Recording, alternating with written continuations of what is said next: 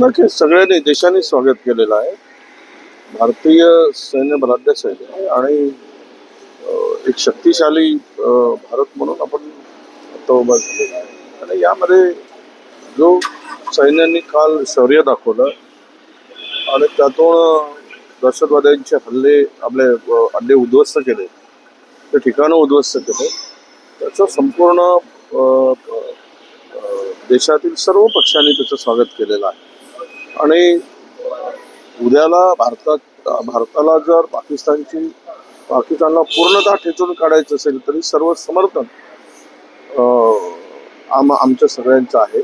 ही भूमिका हा पहलगामचा हल्ला झाल्यापासून आमच्या नेत्यांनी मांडलेली आहे, राहुलजींनी मांडलेली आहे.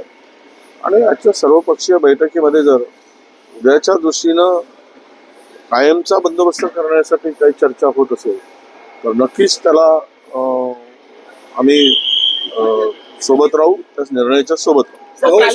ऑपरेशन सिंधूर झालेला आहे, आता 2.0 ऑपरेशन सिंधूर राबवलं जाईल अशी शक्यता वर्तवली जात आहे. पाकिस्तानकडून अजूनही धमक्या दिल्या जातात. नाही, पाकिस्तान हे पोकळ धमक्या देतं. पाकिस्तानमध्ये काही दम राहिला नाही. पाकिस्तानामध्ये लढण्याची ताकद नाही. केवळ धमकीच देऊ शकतात, ते काही करू शकत नाही. हे संपूर्ण दुसऱ्यांच्या कुबळ्या घेऊन दुसऱ्याच्या मदतीनं ते थोडा आपली अवकात दाखवत असतात.